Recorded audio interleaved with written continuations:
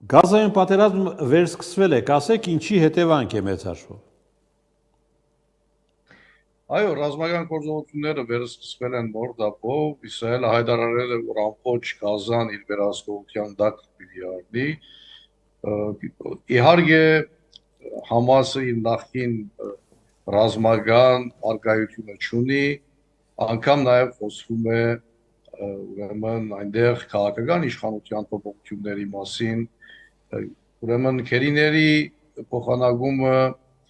իր լրումին չի հասել դեռևս, բայց գիտեք նաև դեպքերը փոխկապակցված են տարածաշրջանային մակարդակով, որովհետև առընթեր նաև հուսիները հայտարարելով, որ իրենք չեն թողնելու, որ Իսրայելը ազատ անարգել հարձակումներ իրականացնի եւ Սիրիայում, եւ Իսրայելում, եւ Լիբանանում, եւ Գազայում, եւ այս հիմնավորումներով խփեցին, վրթիրագործեցին Տել Ավիվի օդանավակայանը, այսինքն վերստին թեժացել են։ Ես դրա համար էի ասում, որ փոխկապակցվածության շղթայական գործողությունների դրամապանությունը գա այս փուլում, եւ Իսրայելը հիմա վերստին ուրեմն իր բանջարների նշացողը բարձրացրել է Գազայի ուղղությամբ եւ նաեւ նոր դարողություն է ապահովել ռազմական գործողություններին, ասելով, որ արմատապես պիտի Համասը ոչնչացնի Գազայի ուրեմն տարածքներից եւ Գազան պիտի վերցնի ամբողջական վերահսկողության տակ։ Այդ հայտարարության համապատասխան ռազմական գործողություններ են վերսկսել։ Դե այդ ամենի համատեքստում տարածված կարծիք է, թե ամեն ինչ կախված է Միացյալ Նահանգներ Իրան բանակցություններից։ Միանշանակ, կարծում եմ այդպես է, որովհետև այս բոլորը նաև թափ հավաքեցին, ռազմական գործողությունները վերսկսվեցին, երբ հայտարարվեց, որ Իրան, Միացյալ Նահանգներ բանակցությունների 4-րդ փուլը արգախվում է տեխնիկական պատճառներով։ Իհարկե այդ պաշտոնական դրախոսում դեղ կդած այդ բովանդակությամբ հայտարարությունը փորձում էր նվազեցնել այն պատճառները, որոնց հիման վրա արգախվել էին, փաստորեն բովանդակային առանցքային խնդիր կա, հանգույց կա, բայց կարծում եմ, որ բանակցությունները կվերսկսվեն, որտեղ թանուր պիտումը այդ ուղղությամբ է եւ այս արգախման առընթեր նաեւ ռազմական գործողությունների վերսկսումը մտածել կտա, որ ուրեմն այդ բանակցությունների արգախումի հետ սերտորեն առնչվում են ռազմական գործողությունների վերսկսումը, գուցե նաև քաղաքական դրամապանությամբ մտածենք, որ Թել Ավիվը շատ հանգիստ չէ այս ընթացքից, Իրան Միացյալ Նահանգներ բանակցային գործընթացից եւ ցույց է արգախման որոշ նախադրյալներ դրամատուրգ։ Ես դա եմ ուզում նշել, Շան, դուք եք կարծում, որ ամենամեծ խոչընդոտը Իրան Միացյալ Նահանգներ հարաբերությունների կարգավորման հենց Իսրայելն է։ Կարծում եմ այո, որովհետև Իրանը Այսինքն Իսրայելը երբեք չի ուզենա կարգավորվեն այդ հարաբերությունները Թեհրանի եւ Վաշինգտոնի միջեւ։ Այո, որովհետև Իրանը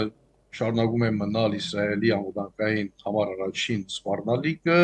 եւ Իսրայելը անverջ օժանդակություն, աջակցություն է ստանում Միացյալ Նահանգներից թիմագայելու համար այդ սպառնալիքը։ Ուրեմն Իրանի նկատմամբ այդ լարված իրավիճակը պահպանելով Գազայի դեպքերից առաջ սկսվել էր նաև Թել Ավիվ արաբական պետություններ, դիվանագիտական հարաբերությունների հաստատման որոշակի գործընթաց, որը արգախվեց Գազայի պատերազմում։ Հետո եթե նկատի ունենանք եւ Գազան, եւ Արավային Լիբանանը, եւ Սիրիայի առաջի դեպքերը, հիմա իհարկե իրավիճակը արմատապես փոխվեց Սիրիայում, բնականաբար նաև Եմենը, այս բոլորը իրանյան պրոքսիներն էին, որոնք Իսրայելի համար լրջակույն մարտահրավերներ էին, անվտանգային հիմնական սպառնալիքներ, խնդիրներ, բայց այս պրոքսիների իրավիճակը եւս փոխվեց եւ Գազայում Համասը նախին իր նշանակությունը, դարողությունը չունի, Հեզբոլլահը Լիբանանում նախին իր դարողությունը, նշանակությունը չունի։ Հիմա ուրեմն այս բանակցությունների առընթեր հուսիների հրթիռագործումը եւ Իսրայելի Գազայում ձեռնարկած գործողությունները այս բարունակում պետք է նկատի ունենալ եւ այո համաձայն եմ, որ հիմնական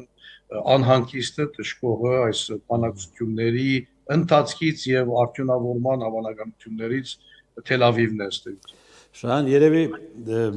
դու էլ նկատեցիր, թե Իրանում ամենամեծ նավահանգստի պայթյունը ինչքան նման էր Բեյրութում տեղի ունեցածին։ Այո,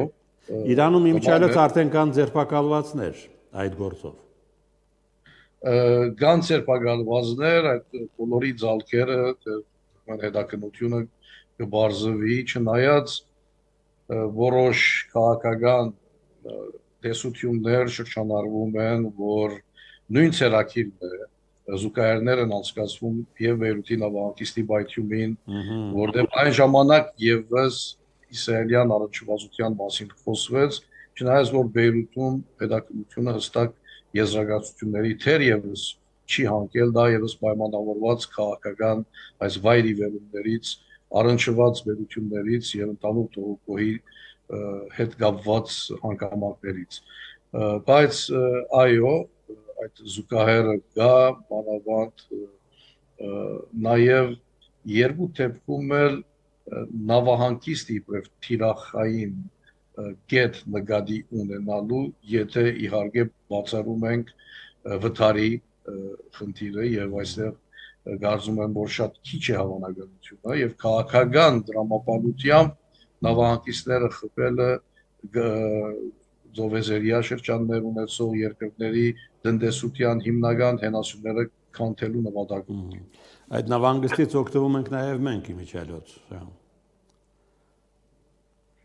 Այո, եւ կարծում եմ, որ այստեղ Իրան, Միացյալ Նահանգներ բանակցությունների ենթադրյալ արդյունավորումը նաեւ փոխում է Հայաստանի Հանրապետության շահերից, որովհետեւ Իրան արևմուտք ցամաքային գամրջի դարանցիկության կարգավիճակի թեր կստանա Հայաստանը, եթե ընդունենք այն տեսությունը, այն վարկածը, որ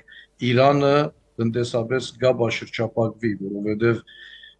Իրանի պայմանը միջուկային զենքից հրաժարելու, ուրեմն տնտեսական ամբողջական աբաշրջապակումն է եւ առաջի կենսաճանապարհը այդ աբաշրջապակման Իրանի համար անցնում է Հայաստանի Հանրապետությունից։ Այսինքն Թեհրան-Վաշինգտոն հարաբերությունների կարգավորումը, եթե դա իհարկե տեղի ունենա, բխում է մեր շահերից։ Միանշանակ, որովհետև Հայաստանը կստանցնի Իրան արևմուտք գամրջի թեր, այդ դարանցիկությունը նաև արևդրատնտեսական առումով որոշակի առավելներ կապահովի Հայաստանին եւ նաև բացի տնտեսական այդ ապրանքաշրջանառությունից երկկողմանիորեն, որովհետև Իրան,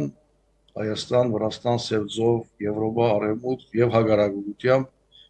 Հայաստանը գտնի դարանցիկ գամուրջ եւ դա կարծում եմ նաեւ ոչ միայն տնտեսական առումով, նաեւ կայունացման առումով որոշակի ազդեցություն ունենա։